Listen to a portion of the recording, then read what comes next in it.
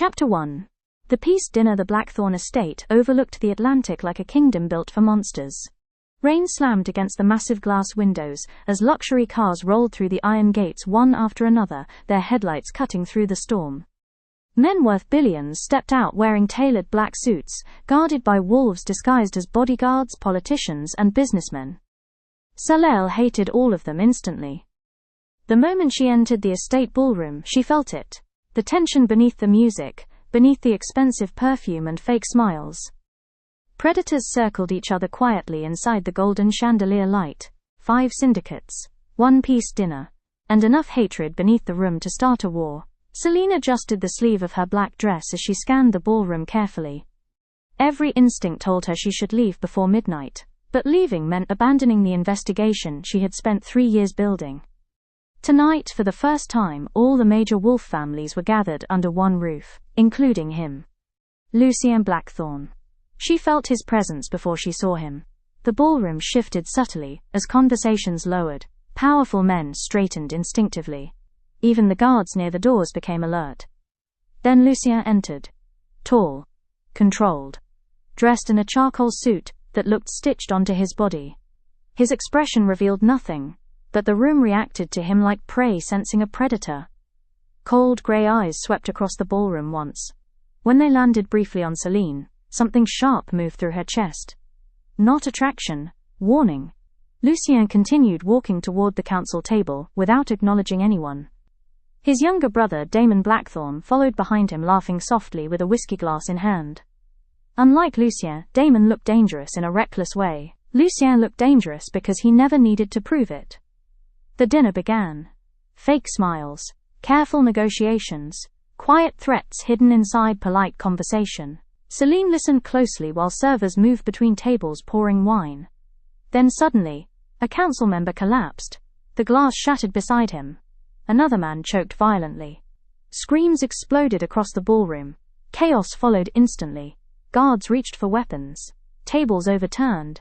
Guests rushed toward exits as gunfire erupted near the west entrance. "Protect the Alpha!" someone shouted. Selene's pulse slammed against her ribs. Masked attackers stormed into the ballroom, firing silver rounds. Wolves began shifting partially, claws tearing through expensive suits as blood splattered across white marble floors. And through all the chaos, Lucien Blackthorne remained terrifyingly calm. He moved like death itself. One attacker rushed him. Lucien snapped the man's throat with brutal precision, before grabbing another by the collar and driving a silver knife into his chest. Then, Selene saw it. A third assassin behind him. Gun raised directly toward Lucien's back. Without thinking, she moved. Down! She slammed into Lucien just as the shot fired. The bullet shattered glass behind them. For one dangerous second, Lucien's body pinned hers against the floor. His eyes locked onto hers with lethal intensity. Then another scream tore through the ballroom. Damon Blackthorne staggered backward near the council table, blood spreading across his white shirt.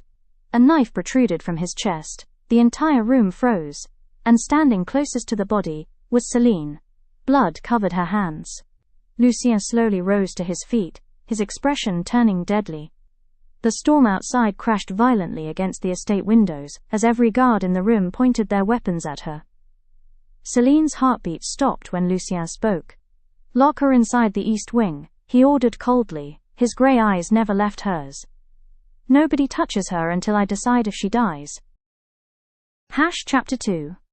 The Alpha's Prisoner.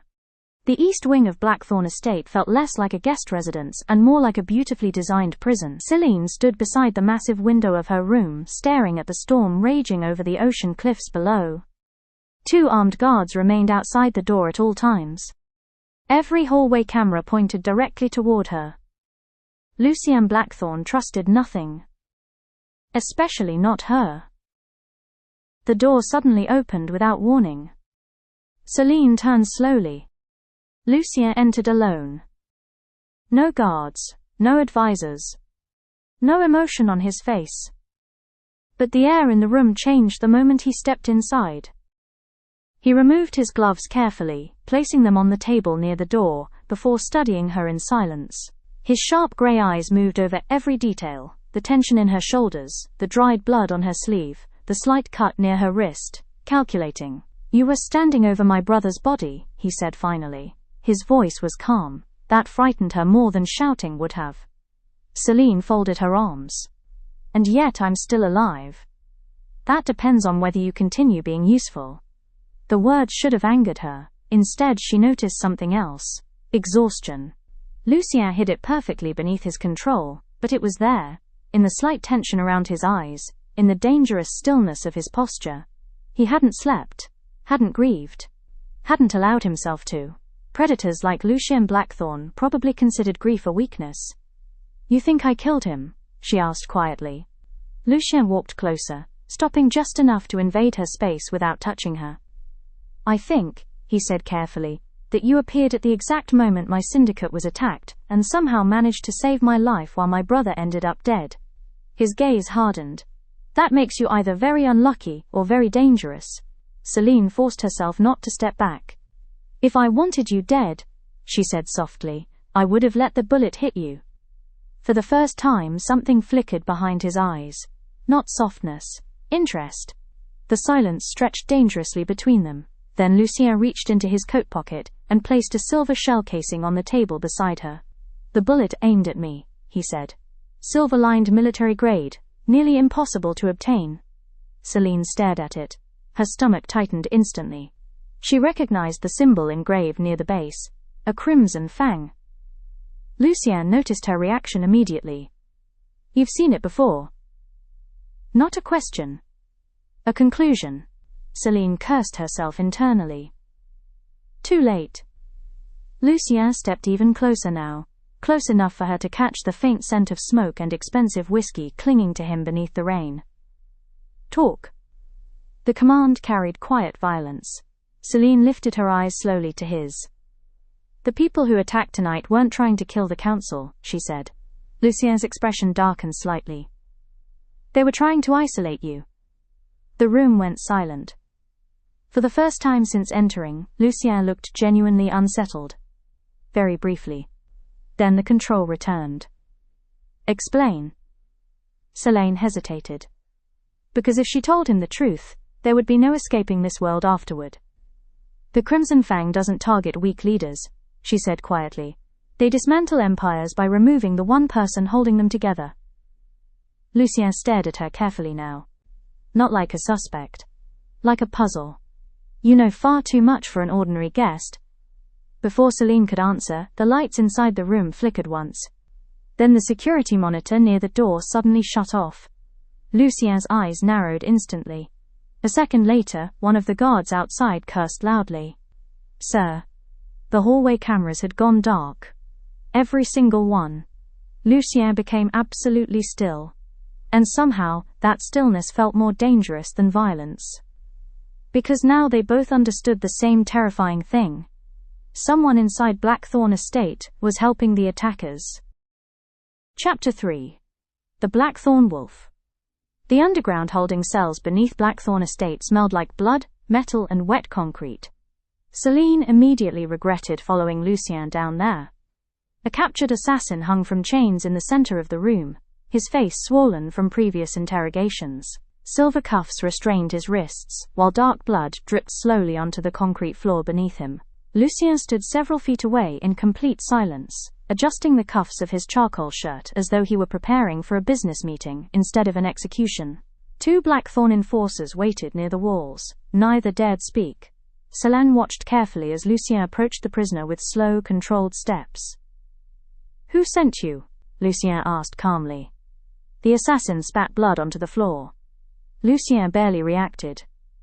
"I admire loyalty," he said quietly. "But dying for men who already abandoned you is stupidity."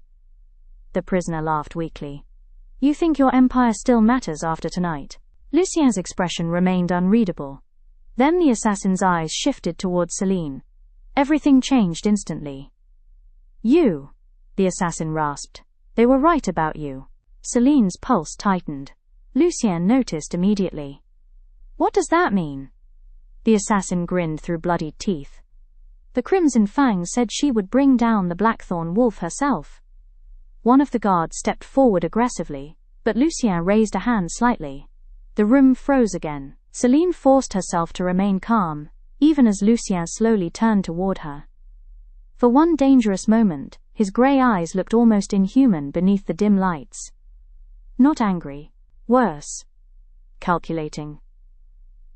"You know them," he said softly. Selene swallowed carefully. "I've heard rumors." Lucien stared at her for several long seconds before turning back toward the assassin. "Wrong answer," he said coldly. The assassin suddenly lunged forward with a hidden blade. It happened too fast for a human eye to follow. But Lucien was not human. He caught the attacker's wrist mid-air with brutal force. A sickening crack echoed through the room. The assassin screamed. Then Lucien slammed him violently against the concrete wall hard enough to splatter blood across the floor. Selene's breath caught. Not because of the violence. Because of the terrifying control behind it. Lucien wasn't losing himself to rage. He was controlling it perfectly. That made him far more dangerous. The assassin coughed blood, laughing weakly again. "You can kill me, but the Crimson Fang already owns people inside your house." Lucien grabbed the man by the throat. "Names." The prisoner smiled despite the blood pouring from his mouth. "You should worry less about your enemies," he whispered painfully. His eyes shifted toward Selene once more. "And more about the woman standing beside you." Before anyone could stop him, the assassin bit down hard. A hidden poison capsule. Blood spilled from his mouth instantly. Dead. Silence consumed the room. One of the guards cursed under his breath. Lucien released the body slowly. Then he looked at Selene. Really looked at her. Like he was trying to decide whether she was a weapon or a weakness. Selene should have feared him. Any sane person would. Instead, she saw something beneath the coldness for the first time. Loneliness. A man carrying an empire so heavy that weakness had become impossible. And somehow, that frightened her more than his violence. Lucien stepped closer suddenly. Too close. His wolf had caught her scent again. The reaction hit him immediately, like a shock beneath the skin. Impossible. His jaw tightened sharply. For years Lucien believed the mate bond inside him had died alongside the last part of his humanity. Yet standing near Selene felt dangerously wrong. Or dangerously right. His grey eyes darkened slightly as he stared down at her, and for the first time in years, Lucien Blackthorne felt his control slip. Chapter 4. Dangerous Proximity. By morning, the Blackthorne estate had transformed into a fortress. Armed guards patrolled every corridor. Syndicate soldiers searched vehicles entering the property, while helicopters circled the cliffs above the Atlantic waters. Damon Blackthorne's death had already spread through the underground world before sunrise, and with it came rumors. Rumors that Lucien Blackthorne had allowed a traitor into his home. Selene felt the tension instantly the moment she entered the strategy room beside him. Conversations stopped. 4 powerful syndicate advisors sat around the massive black table, their expressions shifting between suspicion and disbelief, as Lucien calmly pulled out a chair for Selene beside him. Nobody questioned him directly. That alone revealed how feared he truly was. But the hostility in the room was impossible to miss. "She should not be here," one older councilman finally said. Victor Moretti, head of the Moretti syndicate. Silver-haired, expensive suit, predator eyes. Selene recognized the type immediately. Men who smiled politely while planning executions. Lucien remained standing behind his chair, one hand resting lightly against the leather. "Yet she is," he replied calmly. Victor's gaze hardened. "Your brother was murdered less than 12 hours ago. And whoever orchestrated the attack is still inside my organization," Lucien answered. "Which makes Miss Vale more useful alive than dead." The room fell silent again. Selene noticed something important then. Nobody argued with his logic. They feared his authority too much. Lucien took his seat beside her, cold and unreadable, as screens lit across the wall displaying financial routes, surveillance images, and known Crimson Fang activity. For the next hour, Selene watched the true power of the syndicates unfold. This was not a simple werewolf pack. This was an empire. Ports, judges, weapons routes, political leverage, private military connections, entire cities quietly controlled through money and fear. And at the center of it all sat Lucien Blackthorne, like a king built for war. Dangerous, brilliant, completely alone. Halfway through the meeting, A younger syndicate heir named Adrian Vale leaned casually against the table near Selene. Must be terrifying, he murmured quietly, being trapped this close to Blackthorne. Lucien's eyes lifted instantly. The temperature in the room seemed to drop.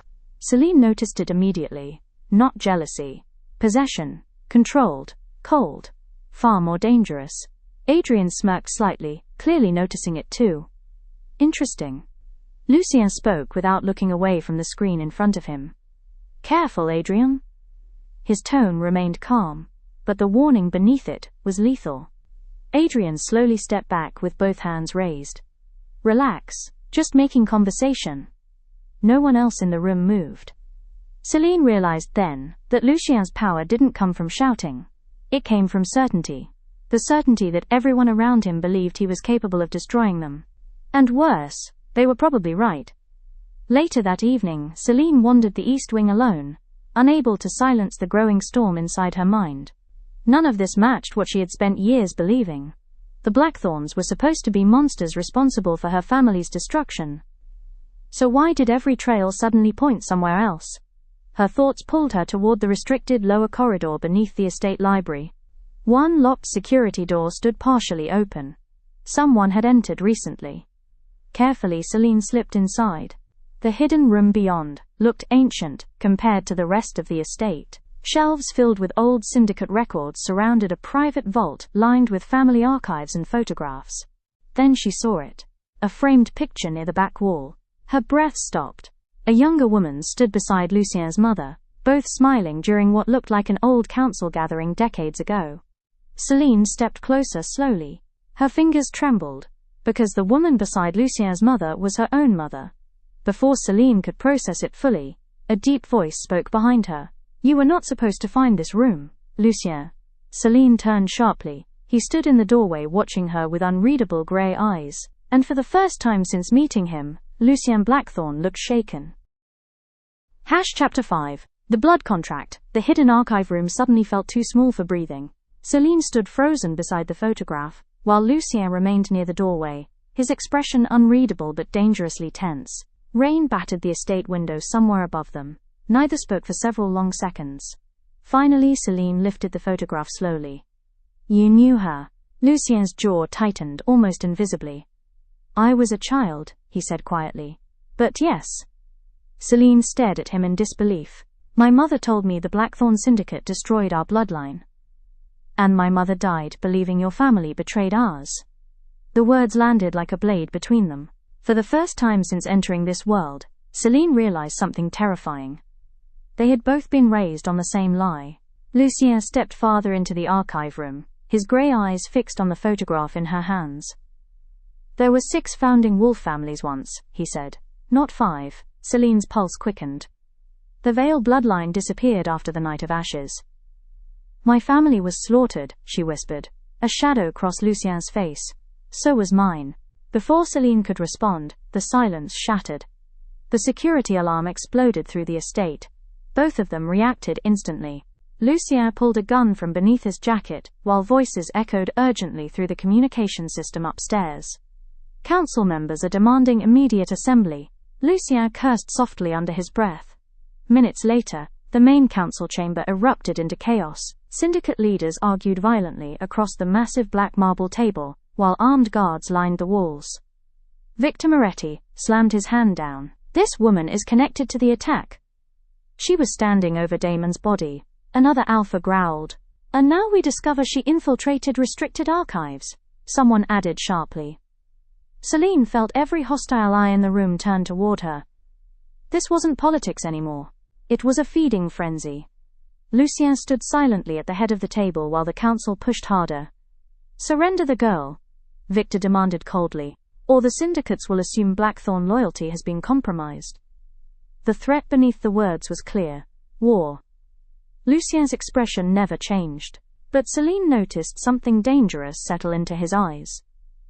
Decision. Slowly he rose from his chair. The entire room fell silent instantly. Lucien adjusted the cuff of his black suit before speaking with terrifying calm. Selene Vale is now under Blackthorne protection. Murmurs exploded across the chamber. Lucien continued. She belongs to my syndicate under blood contract authority, effective immediately. Dead silence followed. Even the guards looked stunned. Selene's heartbeat slammed painfully against her ribs. Blood contract protection. One of the oldest wolf laws in existence. It meant, no syndicate could harm her, touch her, or claim her without directly challenging Lucien Blackthorne himself. Victor stared in disbelief. You would risk political instability for her? Lucien's gaze turned icy. Careful how you question me. The temperature in the room seemed to drop instantly. Nobody spoke again.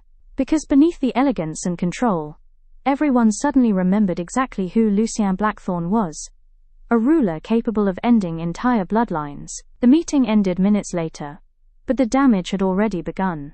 Rumors would spread through every territory by morning. The ruthless Blackthorne Alpha had claimed a mysterious woman tied to murder, betrayal, and a dead bloodline. And worse, he was protecting her personally. Late that night, Selene stood alone outside the balcony corridor, overlooking the ocean cliffs, struggling to process everything. The cold wind whipped through her dark hair as voices echoed faintly from the office nearby. Lucien's office. She shouldn't have listened. But then she heard her name. If she betrays me, Lucien said coldly inside the room, I'll kill her myself. Silence followed. Then another voice. His consigliere, Elias. You're getting emotionally involved. Lucien's answer came instantly. No, he said calmly, but Selene noticed something terrifying. For the first time since meeting him, Lucien Blackthorne sounded like he was lying. Chapter 6. The Wolf Beneath the Suit. The next morning, Selene woke to the sound of helicopters above the estate. Blackthorne's security had doubled overnight. Men with rifles patrolled the cliffs surrounding the mansion, while armored vehicles guarded the front gates below. Damon Blackthorne's funeral arrangements had already begun, but grief was the last thing controlling the estate now. Fear was.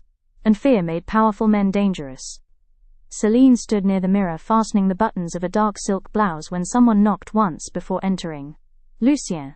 He looked like he hadn't slept. His charcoal suit was perfectly pressed, his expression controlled as always, but tension shadowed his eyes. The violent storm from the night before had disappeared, leaving cold sunlight spilling through the windows behind him. Get dressed, he said calmly. You're coming with me. Selene frowned slightly. Was that not obvious from the fact that I'm already dressed? For one brief second, something almost dangerous flickered in Lucien's eyes. Not anger, amusement. It vanished immediately. You're either brave, he said quietly, or deeply unaware of your situation. Selene stepped closer slowly. And you still haven't decided which.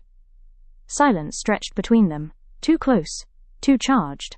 Lucien looked at her the way predators studied weaknesses before attacking. But underneath it, Selene sensed something else growing steadily beneath his restraint. Obsession. He broke eye contact first. Move. The drive into the city felt nothing like normal civilization.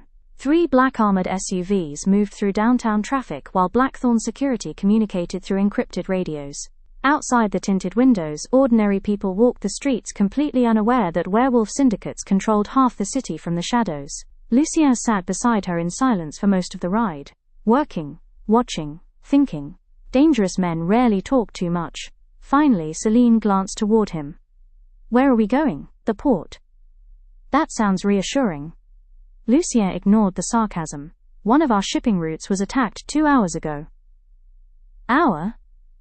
His eyes lifted briefly toward hers. You're under Blackthorne protection now, he said calmly, which means our enemies are now your enemies too. The words should have comforted her. Instead, they felt like chains tightening slowly around her throat. When they arrived at the harbor, the damage was immediate. Smoke curled into the gray sky from a destroyed warehouse, while armed syndicate soldiers secured the perimeter. Several bodies covered with black sheets lined the concrete docks. Selene stopped walking. Silver bullets. Execution shots. Clean. Professional. Lucien noticed her expression instantly. You've seen this before. It wasn't a question anymore. Selene looked away toward the water. The people who killed my family used silver rounds too. Lucien studied her quietly. Then one of his enforcers approached quickly. Sir, we found this inside the warehouse. He handed Lucien a bloodstained dagger. The symbol carved into the blade made Selene's stomach tighten instantly. A Crimson Fang. Lucien noticed. Again. Everything about him noticed things. You react every time you see their mark, he said softly once the guard walked away. Selene remained silent. Lucien stepped closer, lowering his voice. You know something you're not telling me. And you know things you're not telling me either. The air between them sharpened immediately. Lucien's gaze darkened slightly. Most people feared challenging him. Selene didn't. That was becoming a problem. Suddenly shouting erupted near the warehouse entrance. A wounded guard stumbled forward before collapsing hard against the concrete. Sniper! Someone yelled. Gunfire exploded instantly. Lucien reacted without hesitation. His arm locked around Selene's waist as he pulled her violently behind a steel container. Just as bullets tore through the space where she'd been standing seconds earlier, her back slammed against the cold metal. Lucien's body shielded hers completely. Too close. Way too close. Selene could feel the heat radiating from him beneath the expensive fabric of his suit.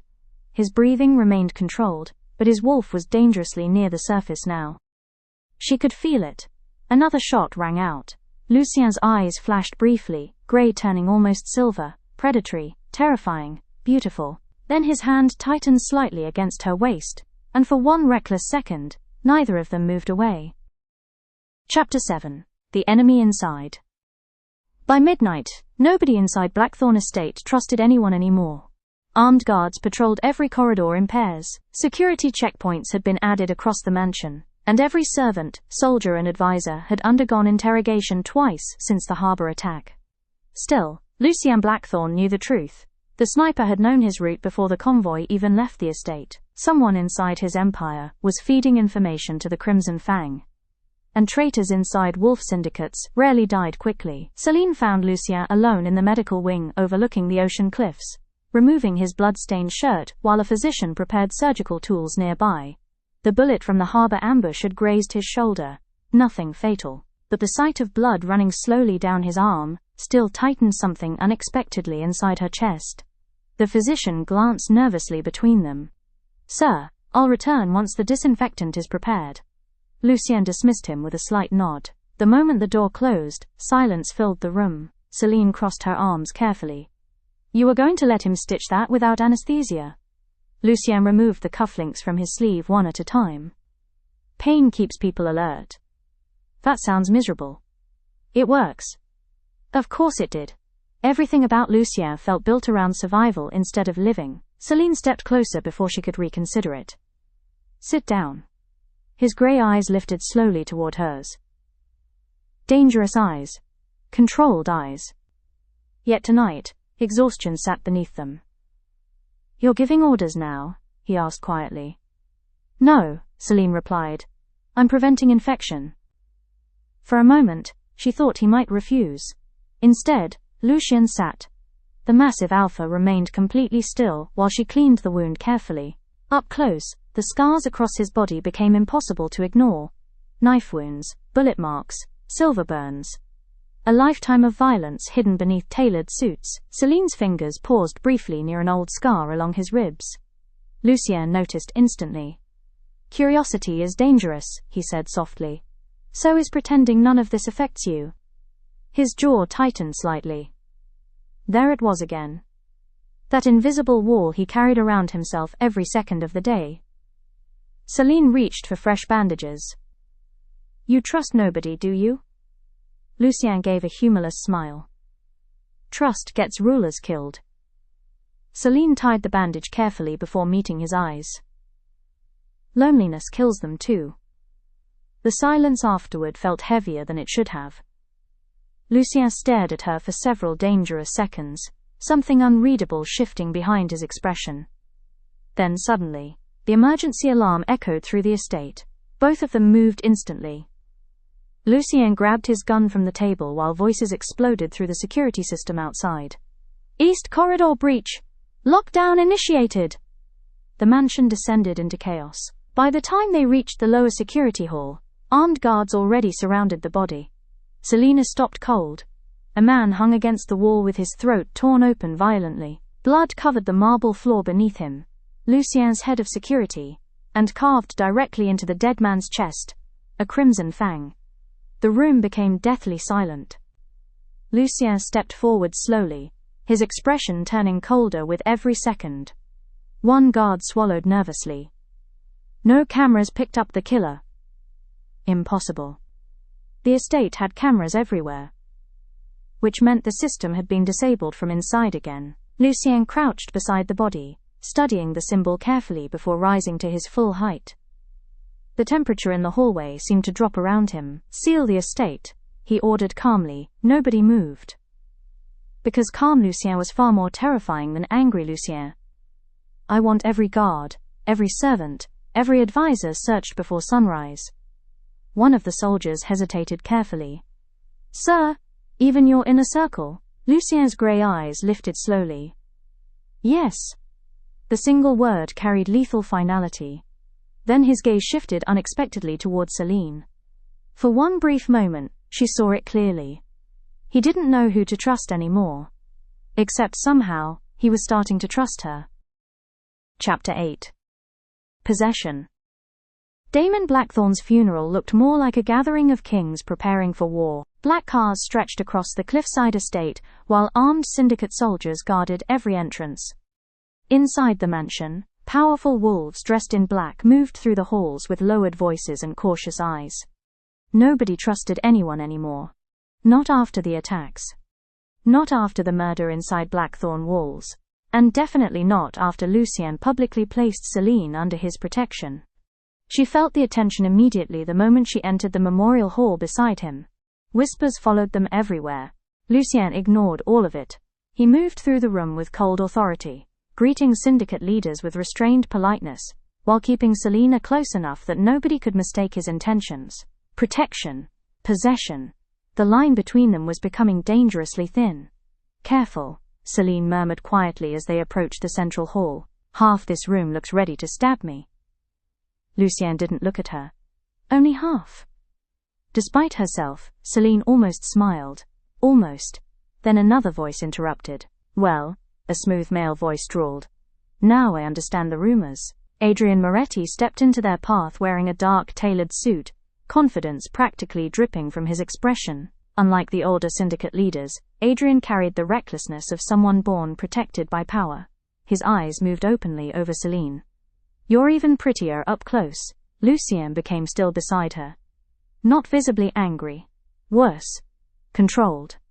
Selene noticed Adrian notice it too. "Interesting." Adrian smirked faintly before extending a hand toward her. "Adrian Moretti." Before Selene could respond, Lucien spoke calmly. "Walk away." The temperature around them dropped instantly. Adrian gave a soft laugh. "Relax, Blackthorne. I'm being polite." "You're breathing too close to her." The room nearby slowly quieted. People were listening now. Adrian's smile faded slightly. "You don't own her." Lucien finally turned toward him fully. Every instinct in Selene's body sharpened immediately. Predator. Pure predator.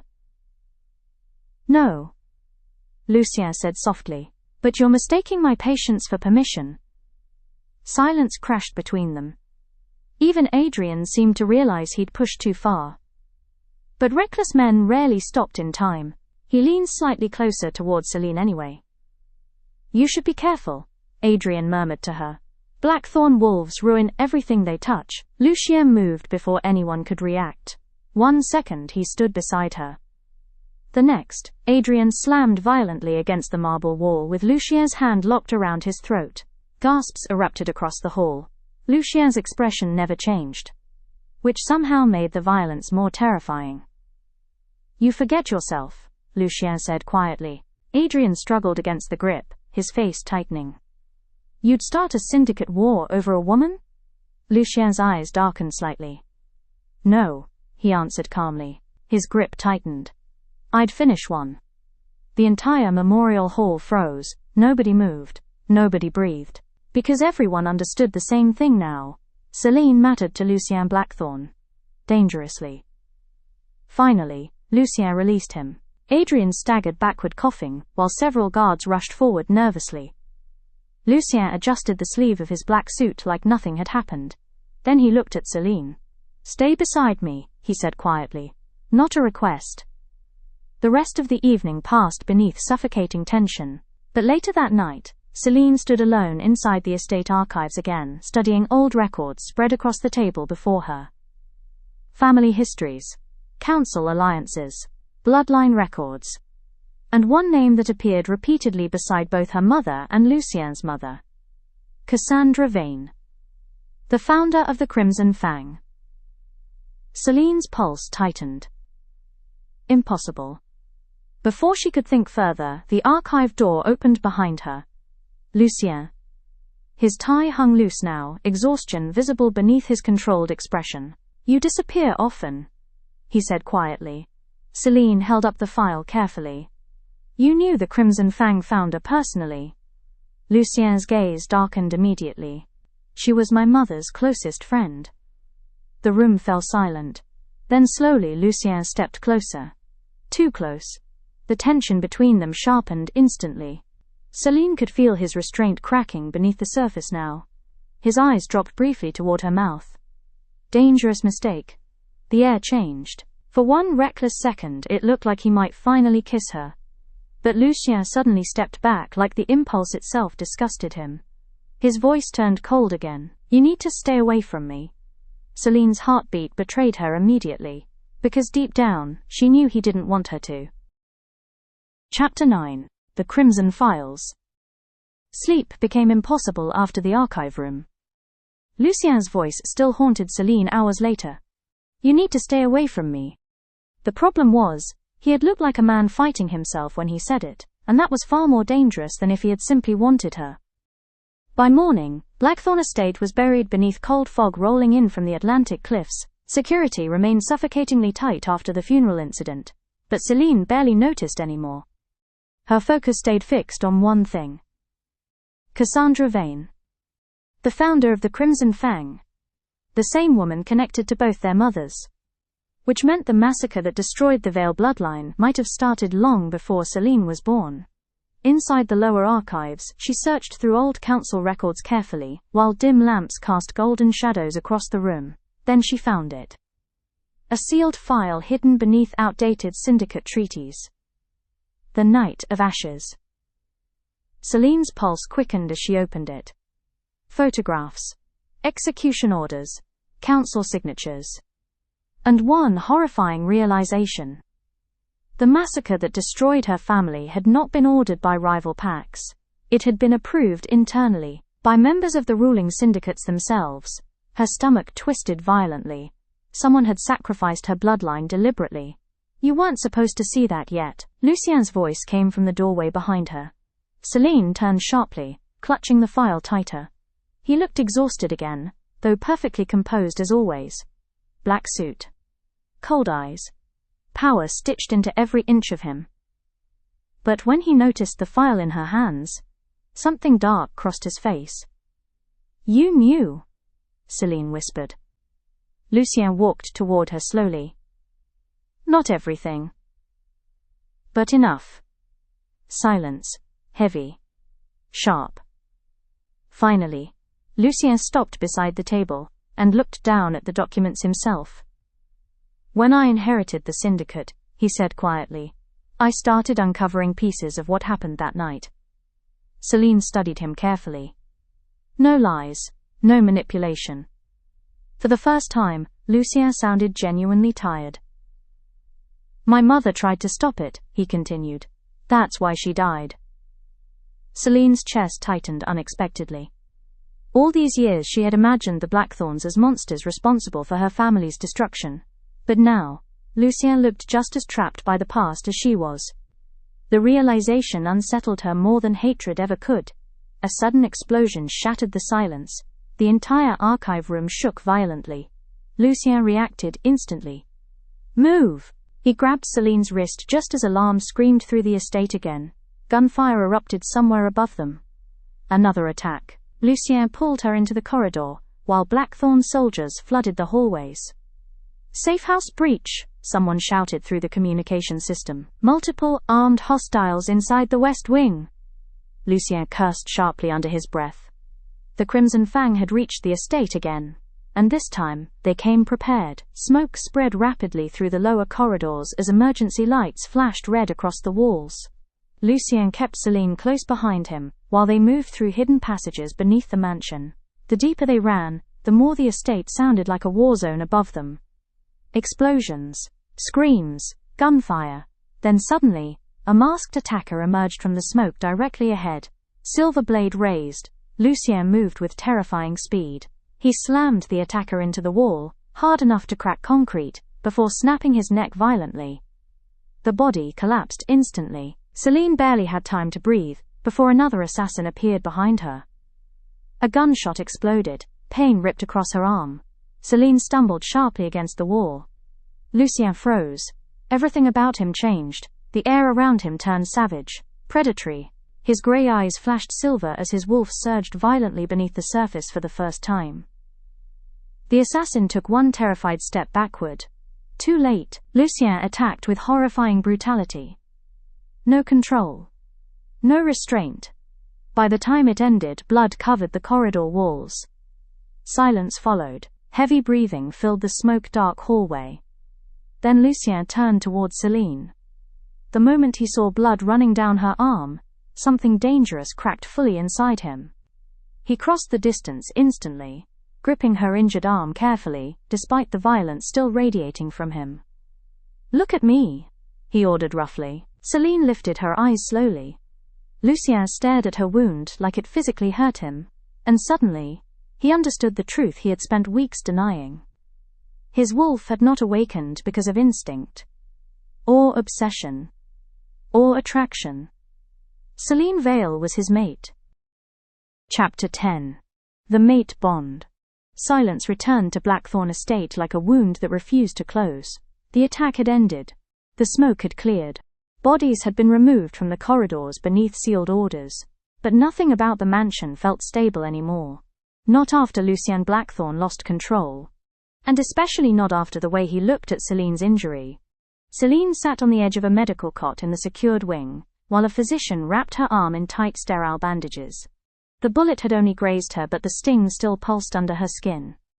Lucien stood near the window. Completely still. Too still. Like a man holding something inside himself by force alone. The physician finished quickly and left without speaking. The door closed. Silence returned. Selene adjusted the bandage slightly before speaking. "You didn't have to kill all of them." Lucien didn't turn. "They were inside my estate." "That wasn't what I meant." A pause. Then slowly, Lucien spoke. "I lost control." It was the first time she had ever heard him say something like that, without hiding behind strategy or authority. Selene studied him carefully. "Because I was hurt?" His jaw tightened slightly. Not denial, not acceptance. Conflict. Lucien finally turned toward her. His grey eyes looked sharper than before. Not just dangerous now. Disturbed. "You shouldn't affect me that way," he said quietly. Selene's heartbeat shifted. "That's not an answer." Lucien stepped closer, each movement controlled, measured, but restrained in a way that felt dangerous. "I've spent years ensuring nothing controls me," he said. "Not pacts, not councils, not blood ties." He stopped a few steps away, and certainly not instinct. Selene stood slowly. "Instinct?" A flicker crossed his expression. He didn't answer immediately. That hesitation said more than words ever could. Selene's voice lowered slightly. "What are you not telling me?" Lucien exhaled once, slowly. Then, "It's called a mate bond." The words landed heavily in the room. Selene went still. Lucien continued. "A biological link between two wolves. Rare. Uncontrollable. It overrides logic if allowed to grow." Silence followed. Then Selene spoke carefully. "And you think I'm yours?" "I don't think," Lucien replied. "A beat. I know." The air between them shifted instantly. Selene stepped back slightly despite herself. Because that answer wasn't romantic. It was dangerous, Lucien noticed immediately. "You think this means something soft?" he said quietly. "It doesn't." Selene's eyes narrowed. "Then what does it mean?" A pause. When he answered, his voice was lower, controlled violence wrapped in calm words. "It means every instinct I have will eventually turn toward protecting you, or destroying everything that threatens you." Silence cracked open between them. Selene stared at him. "That sounds like obsession." Lucien didn't deny it, and that was worse. For the first time, Selene saw it clearly. He wasn't afraid of her. He was afraid of what she was doing to him. A sudden knock came at the door. Elias, Lucien's consigliere, entered without waiting for permission. His expression was tense. "Council emergency meeting," he said. "Now." Lucien didn't move. Elias hesitated briefly before adding, "They already know about her." That changed everything. Lucien's gaze shifted slightly. Dangerous stillness returned. Selene felt it immediately. The world outside the room had already reacted. And whatever Lucien had just admitted was now a weapon others would use against him. Lucien finally spoke, voice cold again. "Lock the estate down." Then his eyes moved to Selene. Not soft, not distant, something heavier, possessive in a way that now carried consequences. "Stay where I can find you," he said. Not request, not suggestion, a warning. And as he walked out of the room toward the political storm waiting upstairs, Selene finally understood the truth of what she had just stepped into. She wasn't just under his protection, she was now the most dangerous weakness in the most powerful empire in the world. Chapter 11. Council of Wolves. The Blackthorne council chamber had never felt this cold. Not from temperature, from intent. Stone walls lined with ancestral wolf carvings surrounded a long obsidian table, where the most powerful syndicate leaders in the world sat in silence, waiting for Lucien Blackthorne to arrive. Selene stood beside him. Not by choice. That detail mattered. Lucien had not asked. He had not explained. He had simply said, "You're coming." And when Lucien Blackthorne spoke like that, the world adjusted. Doors opened. Power shifted. And people obeyed. The moment they entered, every gaze in the room locked onto her. Predatory, measuring, hostile. Selene felt it immediately. The judgment, the calculation, the quiet decision-making happening behind every stare.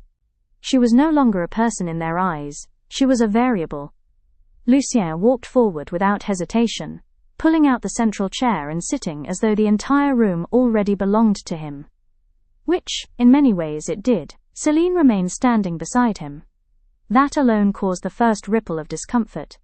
Victor Moretti broke the silence. "This is an insult," he said calmly. "Bringing an unverified outsider into a sovereign council chamber." Lucien didn't look at him. "She is not unverified. She is a liability," another elder added sharply. "A civilian connected to a murder inside your estate." A pause. Then Lucien spoke, still calm. "She is under Blackthorne protection." That sentence alone shifted the air. Not because it was emotional. Because it was legal. Council law was older than any of them. Blood contracts and protection clauses had started wars before. Victor leaned forward slightly. "Protection does not mean authority." Lucien finally looked up. The room went still. "Everything I protect becomes my authority," he said quietly. No one responded immediately. Because arguing with Lucien in that tone never ended well. A younger council heir shifted uncomfortably. "The issue is not only her presence. It is what she represents." Selene's fingers tightened slightly at her side. Lucien noticed. "Of course he did." The heir continued.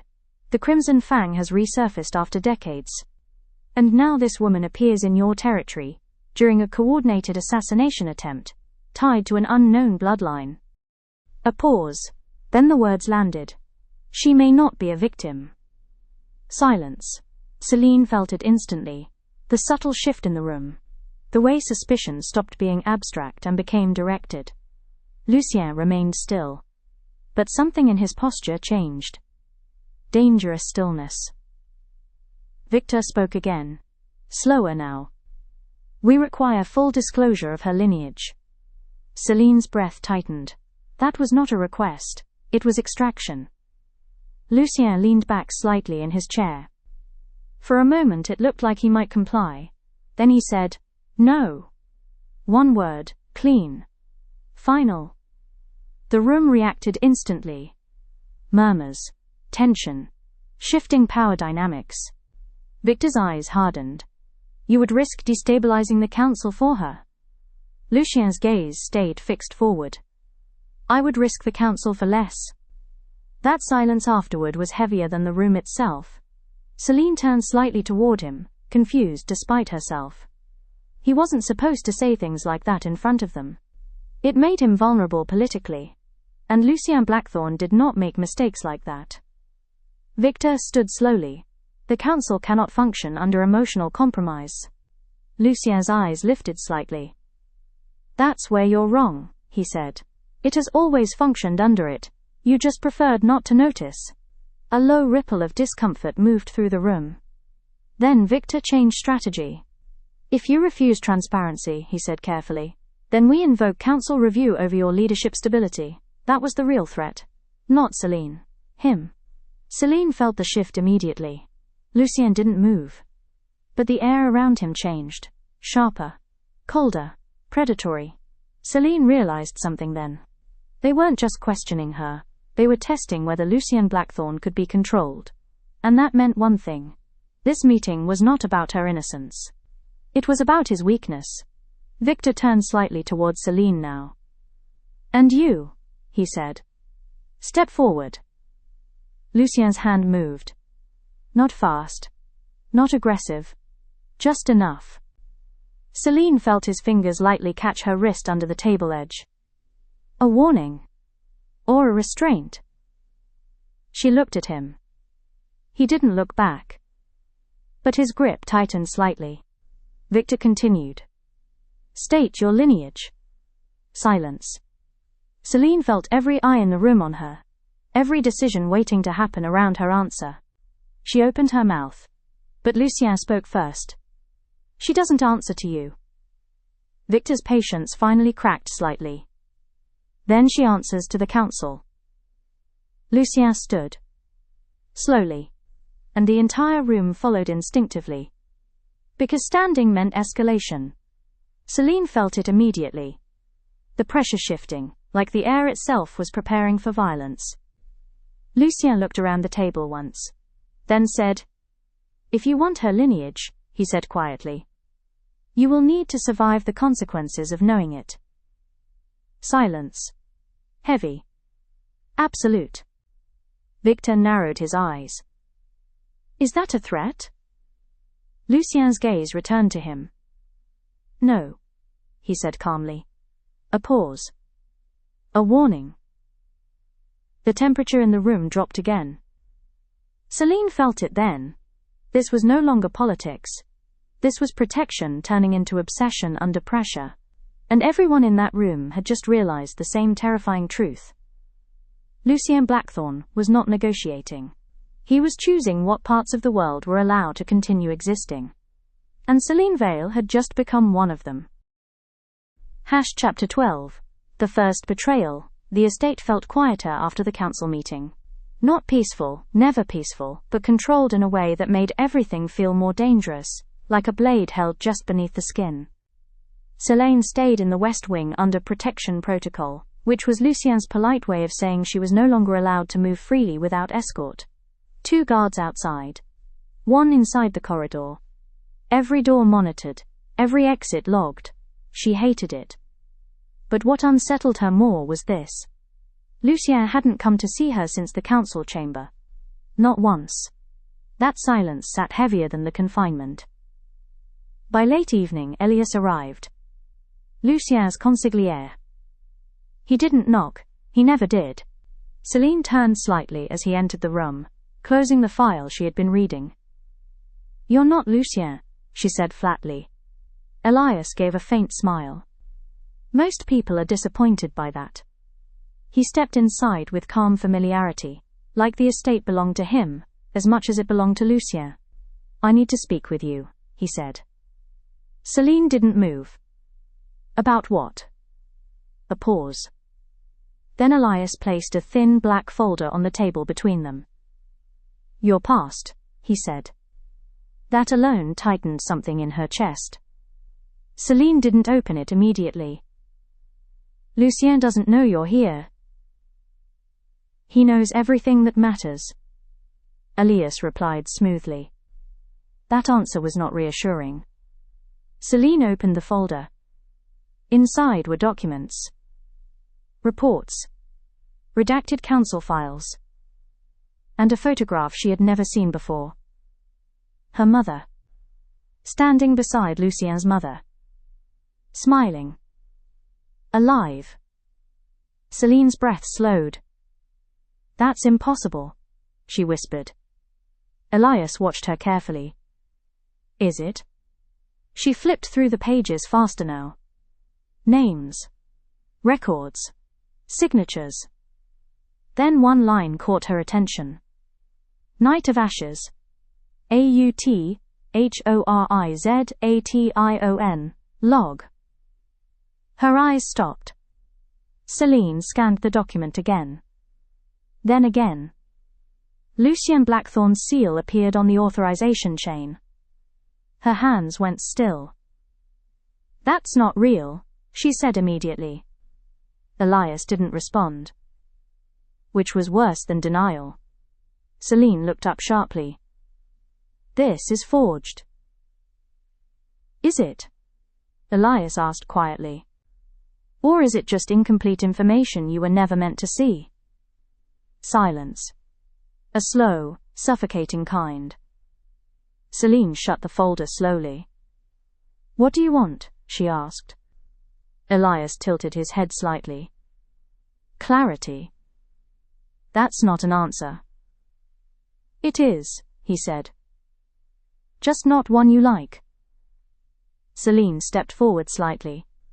Lucien would never. Lucien would do whatever was necessary to protect what remains of his bloodline. Elias interrupted gently. That sentence hit harder than it should have. Because it sounded believable. Too believable. Elias continued. You're standing very close to a man whose family helped decide what happened to yours. Selene's jaw tightened. And you conveniently show me this alone? She asked. Elias smiled faintly. I'm not the one who's been lying to you. Silence again. Selene studied him carefully. He wasn't emotional. He wasn't angry. He was precise. Controlled. Like someone executing a long-prepared move. You're trying to turn me against him, she said. Elias didn't deny it. That was the confirmation. Selene exhaled slowly. Why? A pause. Then Elias said, because if Lucien keeps you close, the council will use you to break him. Selene narrowed her eyes. And if I leave? Then he survives. Something in her chest tightened unexpectedly at that answer. Not relief. Not fear. Something worse. Conflict. Elias stepped closer slightly.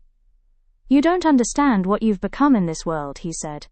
You're not just a woman anymore. You're leverage. Selene looked down at the folder again. Then back at him. And you're offering me what exactly? She asked. Elias paused. Truth, he said. A beat. Before Lucien decides what version of it you're allowed to believe. Silence stretched. Then Selene closed the folder completely. I'll think about it, she said quietly. Elias gave a small nod. That's all I need. He turned toward the door. But before leaving, he added one final sentence. Just remember, Lucien Blackthorne doesn't lose control often. A pause. But when he does, people don't survive it. Then he left. The door closed. Selene stood still for a long time after that, looking at the folder, feeling something shift inside her understanding of everything she thought she knew. Hours later, footsteps approached outside her room. Faster than usual. Heavier. Lucien didn't knock. He entered immediately. And Selene saw it instantly. Something was wrong. His control wasn't missing. But it was strained. Barely contained. His eyes locked onto her first. Then the folder on the table. Silence. Then his voice. Cold. Controlled. Who gave you that? Chapter 13. The Hunter and the Prey. The moment Lucien spoke, the room stopped feeling like a room. It felt like a perimeter had been breached. Selene didn't answer immediately. Her hand was still near the folder. His eyes noticed that too. Of course he did. Lucien stepped further inside, closing the distance with controlled precision. No rush, no panic, just inevitability. Selene, he said again, quieter this time. Who gave you that file? The way he said her name was different now. Not cold, not neutral, tight, controlled pressure behind every syllable. Selene finally looked at him fully. Your consigliere? Silence. That landed harder than she expected. Lucien didn't react outwardly, but something inside him clearly shifted. Elias, he repeated. It wasn't a question. Selene nodded once. He said it was about my mother, about the Night of Ashes. For the first time since she had known him, Lucien's expression hardened, in a way that wasn't directed at her. It was inward. Calculated. Danger forming behind calm control. He should not have done that, Lucien said quietly. Selene stepped back slightly. So it's real? A pause. That pause mattered. Lucien didn't lie immediately. That alone was an answer. I don't know what he showed you, he said finally. Selene let out a short, bitter laugh. That's your answer? Lucien's eyes sharpened. Give me the file. No. The word came out before she could reconsider it. The temperature in the room dropped again. Lucien stopped moving. Completely. Then he exhaled slowly. Not anger. Containment. You're not safe with that information, he said. Selene tightened her grip on the folder. Or, I'm not safe with you. That did it. Something flickered in his gaze. Not rage. Something worse. Recognition. Like the idea had already started forming inside him. Lucien stepped closer again. Slower this time. Careful. Measured. You're being manipulated, he said. Selene shook her head. That's what everyone keeps saying. That doesn't make it less true. She stared at him. Trying to read him. Trying to find the lie. But Lucien Blackthorne was not a man who showed lies on his face. Only intent. Outside, thunder rolled across the cliffs. The estate lights flickered once. Selene spoke quietly. Elias said you were involved in my family's massacre. Lucien's jaw tightened. A fraction. Barely visible. But real. Did he show you proof? Lucien asked. Selene hesitated. That hesitation was enough. Lucien noticed it instantly. His gaze sharpened. And something changed in the air between them. He wasn't looking at her like a protected asset anymore. He was looking at her like something he might lose. Or be forced to take back. I didn't authorize any of that, he said. Selene's voice lowered. Then who did? Lucien didn't answer immediately. That silence was dangerous. Then, a distant explosion shattered the night. The entire estate shook. Alarms screamed instantly. Lucien moved in a blur. His hand grabbed Selene's wrist and pulled her behind him as the windows rattled violently. Stay behind me, he ordered. This time, there was no negotiation in his voice. Only instinct. Outside, gunfire erupted across the west perimeter. Blackthorne security shouted over radios. Breach in the lower compound. Multiple hostiles. Crimson Fang insignia confirmed. Lucien cursed under his breath. And for the first time since meeting him, Selene saw it. Not control, not politics. Hunt. He turned toward her briefly. His grip on her wrist didn't loosen. It tightened slightly instead. Do not leave this room, he said. Then he released her and moved toward the door. Selene followed instinctively. Lucien. He stopped without turning. That alone was enough to silence her. I said stay, he repeated. A beat, then softer but far more dangerous. Please. And then he was gone. The estate outside had turned into war. Selene ignored the order anyway. She moved through the corridor as alarms screamed overhead, following the distant sounds of chaos. Gunfire echoed through marble halls, security lights flashed red. Smoke leaked through broken windows. She turned a corner, and stopped. 2 bodies lay on the floor. Blackthorne guards, dead. Clean kills, silver blades, Crimson Fang. A shadow moved at the end of the hallway. Selene froze. Then, a hand grabbed her from behind, and dragged her into darkness. A rough palm covered her mouth instantly. A voice whispered near her ear, "You really shouldn't wander alone in a war zone." Her pulse spiked. Lucien's voice, but different, closer, strained, dangerously low. He pulled her behind a broken pillar, shielding her from the hallway. His chest was close enough for her to feel his breathing. Controlled, but not fully. His eyes scanned the corridor like a predator tracking movement. Then they landed on her, and for a fraction of a second, he looked relieved. That was worse than anger. Because Lucien Blackthorne did not feel relief easily, he leaned slightly closer. "Do you want to die?" he asked quietly. Selene swallowed. "I didn't want to wait in the room like a prisoner." His gaze darkened. "You're not a prisoner," he said. A pause. "You're the reason I'm losing control of my own territory." Silence. Outside, another explosion shook the estate. Lucien looked away again, then back at her. Something shifted in his expression. Decision forming. Dangerous. Final. "Stay with me," he said. "Not protection. Not request. Claim." And for the first time, Selene understood exactly what Elias meant. Lucien Blackthorne wasn't just protecting her. He was already hunting anything that threatened to take her away. Chapter 14. Truth Beneath Blood. The estate was still burning in pieces when Lucien finally brought Selene underground. Hidden corridors beneath Blackthorne Estate were never meant for guests. They were built for emergencies that never got discussed. Failures, betrayals, and wars that never reached public record. Selene followed him in silence. Her wrist still tingled where he had grabbed her earlier. Lucien didn't slow down once.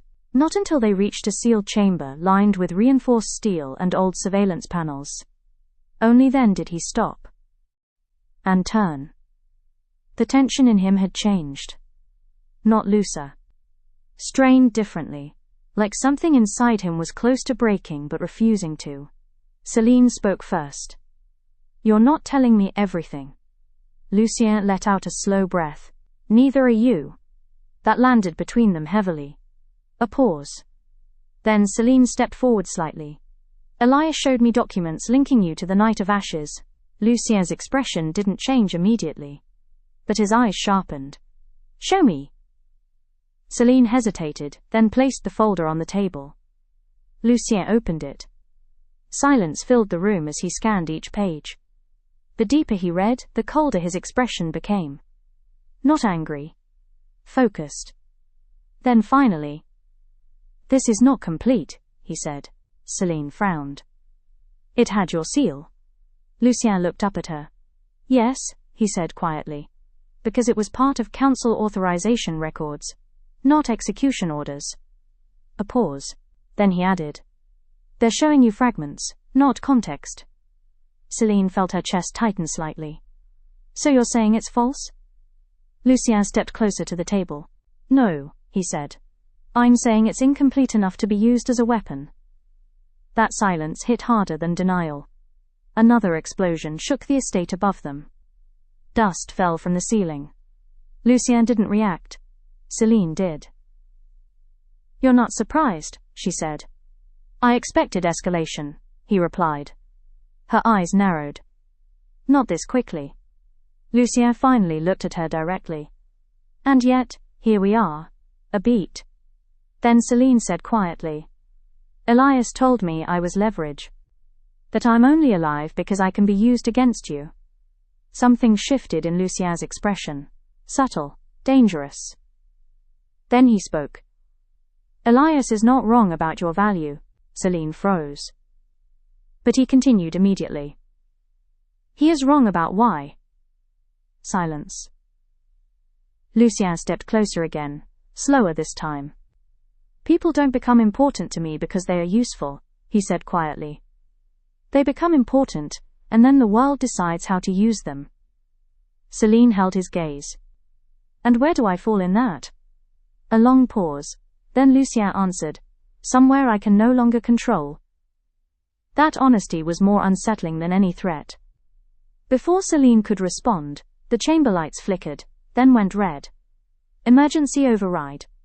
Lucien's head snapped toward the control panel instantly. Too late. A voice echoed through the system, calm, familiar. "Elias."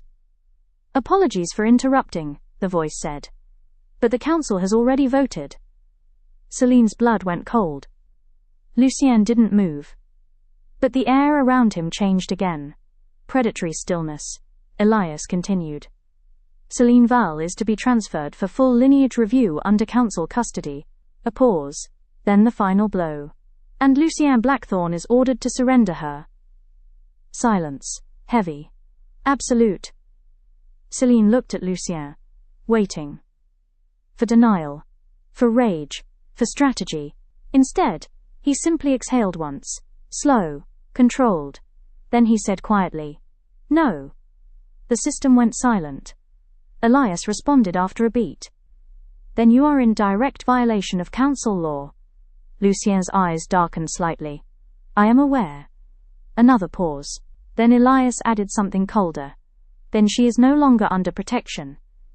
The lights flickered again, and all exits in the underground chamber sealed shut. Lucien turned toward Selene slowly. Not surprised anymore. Not calculating. Decided. For the first time, Selene saw it clearly.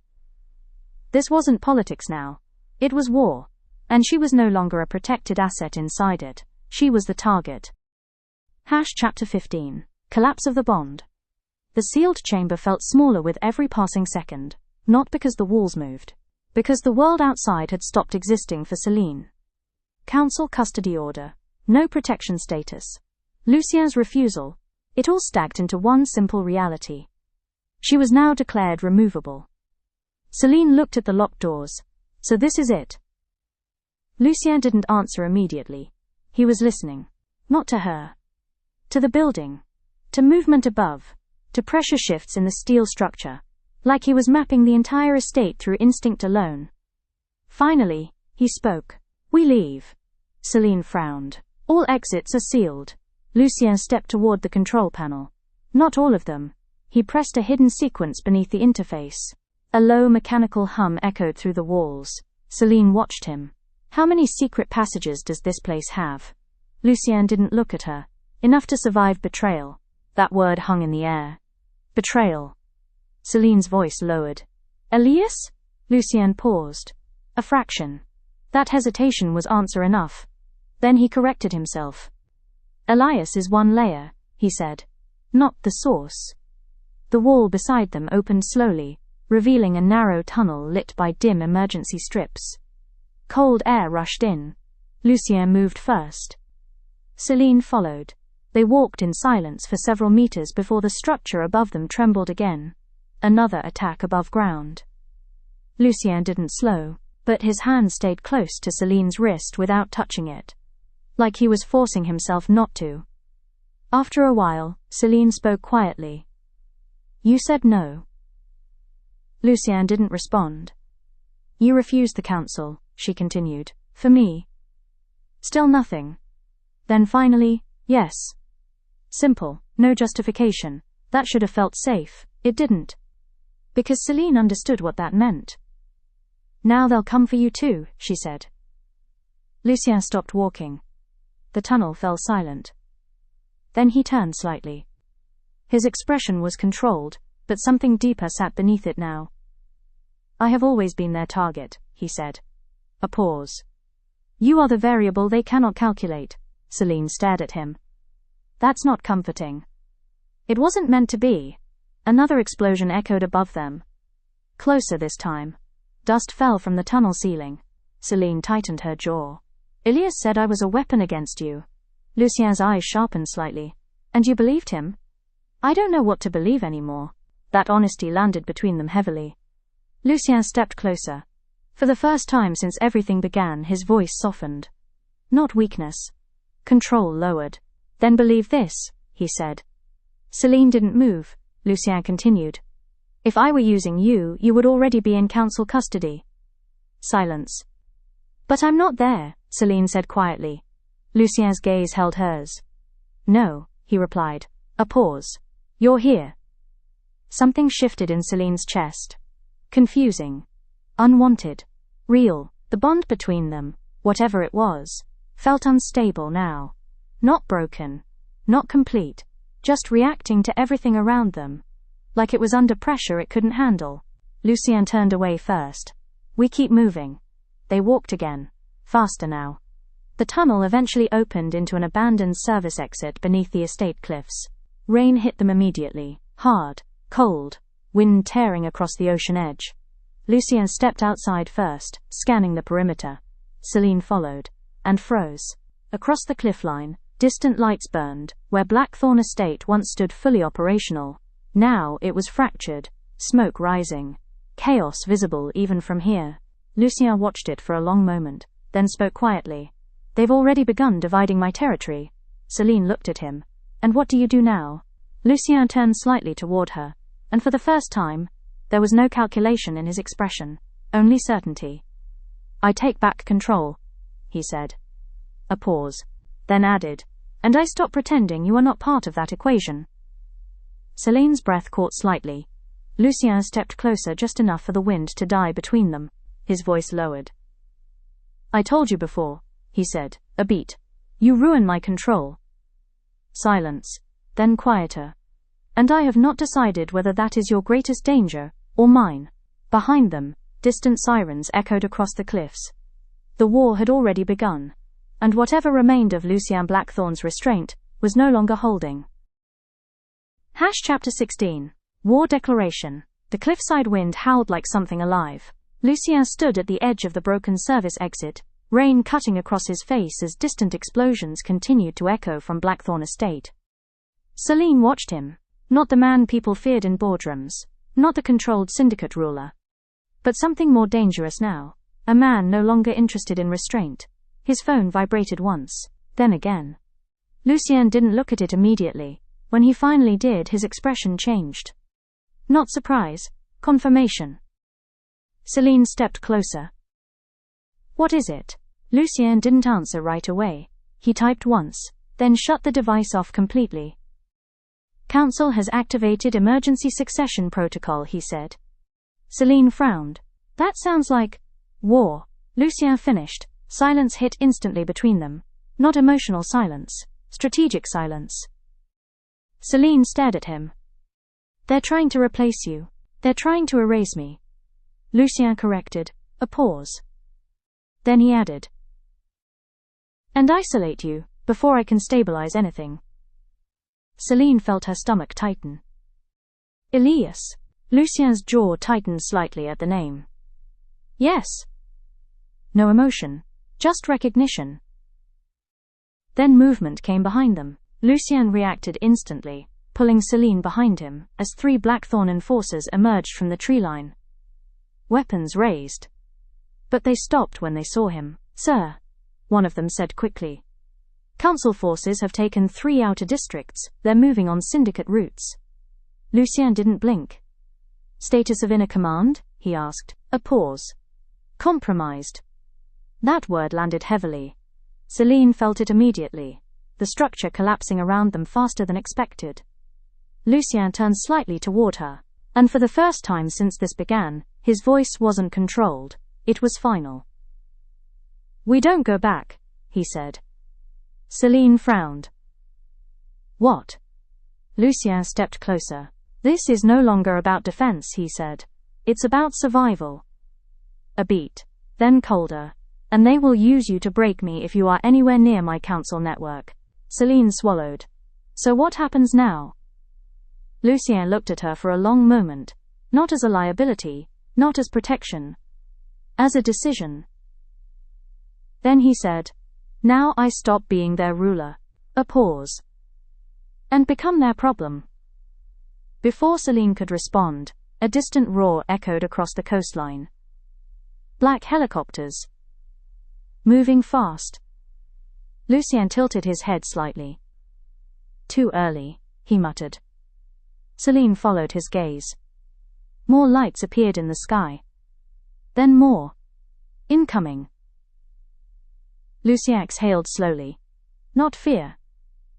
Focus. They've already moved the strike team, he said. Selene's voice tightened. Strike team for what? Lucien turned toward her fully, and for the first time, there was no hesitation in his expression at all. For you, he said. The word hit harder than the wind. Selene froze. Lucien stepped closer immediately, pulling a compact weapon from beneath his coat. Then he paused. Just for a fraction. His gaze lowered slightly. Not to her eyes. To something deeper. Then quietly. Stay behind me, he said. A pause. Then softer, but more dangerous.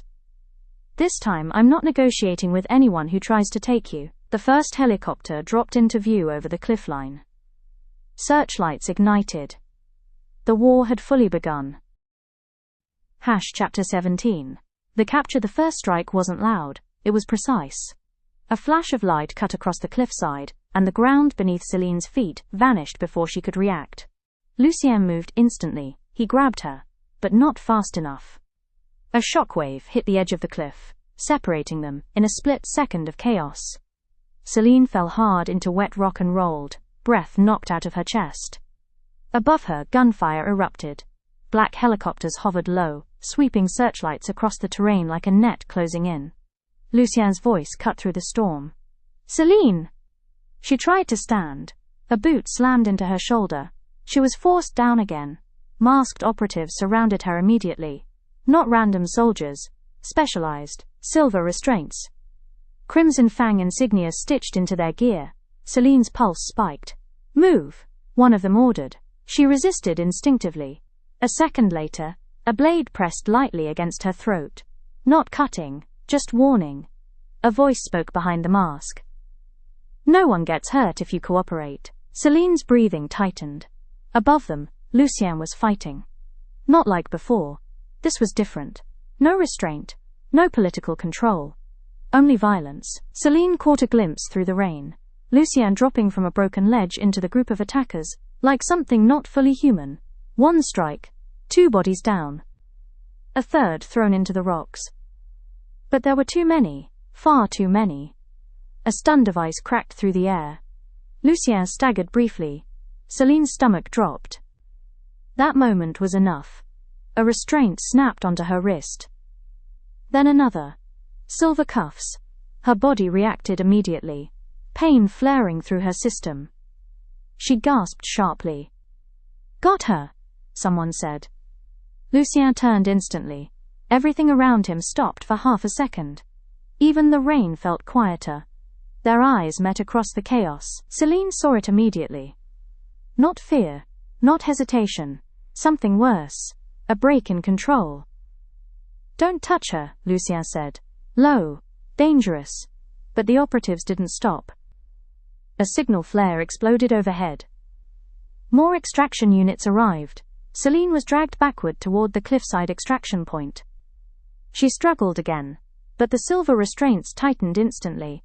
Pain spiked. Lucien moved. Fast, too fast. He tore through 2 operatives before reaching the edge of the group, but a reinforced shock round hit his chest. He staggered. Just for a moment. That moment was enough. Selene was pulled onto a hovering extraction platform.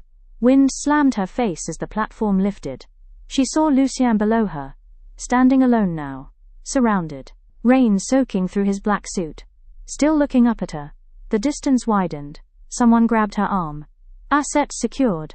That word snapped something inside Lucien. He moved again, but another wave of operatives blocked him. For the first time, Selene saw it clearly. Lucien Blackthorne was not losing a fight. He was losing her. The platform rose higher. Selene leaned forward instinctively. Lucien.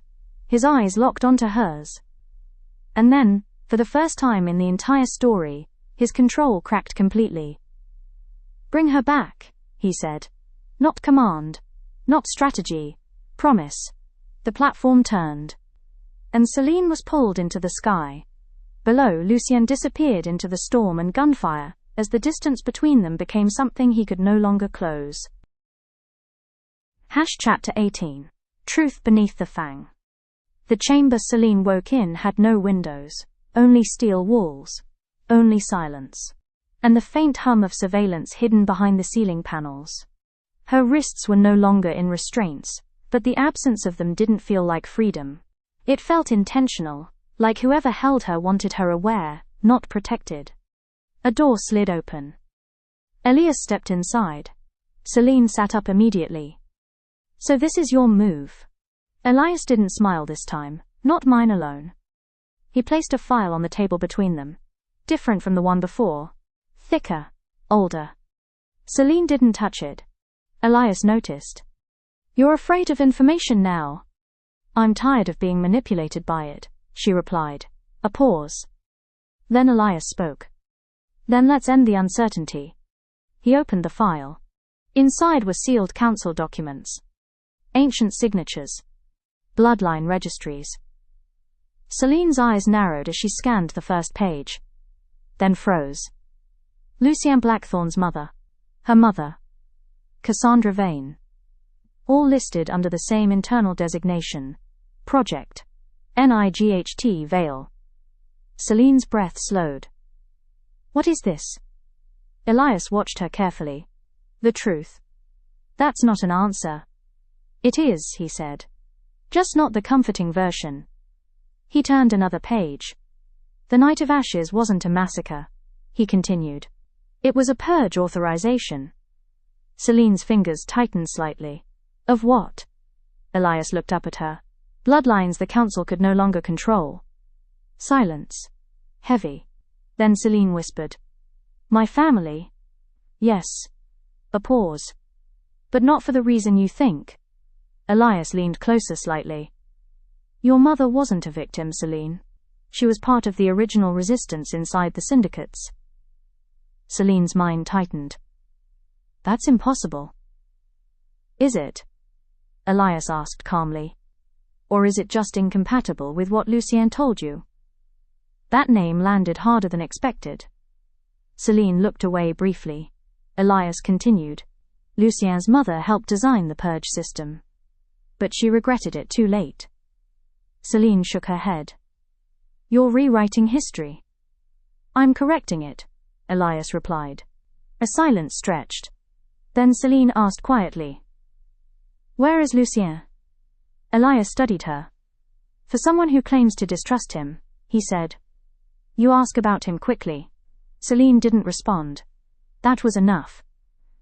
Elias closed the file slowly. "Lucien is not coming for you." Selene's eyes lifted sharply. "That's a lie." A pause. Then Elias said. "He is hunting the council strike unit that took you." Silence. For the first time, something flickered behind Selene's expression. Elias continued. "But he will not reach you in time." A beat. "And when he does find you, he will not be the same man you remember." The lights in the chamber flickered once, then changed. Red emergency tone. Elias looked toward the door. "Protocol shift," he muttered. Selene stood instantly. "What did you do?" Elias didn't answer immediately. Then quietly. "I gave him the location." Selene froze. Elias met her eyes. "Because now you will finally understand what he is willing to become for you." The door alarm shifted. External impact detected. Heavy. Violent. Elias stepped back slightly. "He's here," he said. And for the first time, there was no calm left in his voice.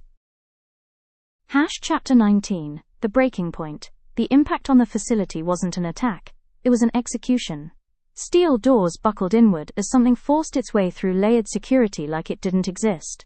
Alarms screamed through every corridor, but they were already irrelevant. Lucien was inside. Selene heard it before she saw him. Not footsteps. Collapse. One corridor, then another. Bodies hitting metal walls hard enough to echo through the structure. Elias stood near the console, watching the security feed degrade in real time. Selene turned toward him. "You knew he would come like this." Elias didn't look away from the screen. "I calculated probabilities."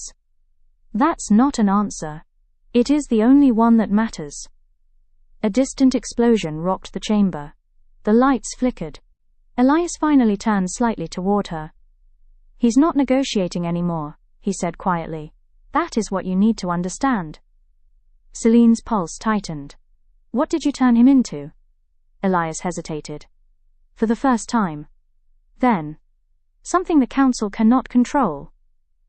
The outer door tore open. Silence followed.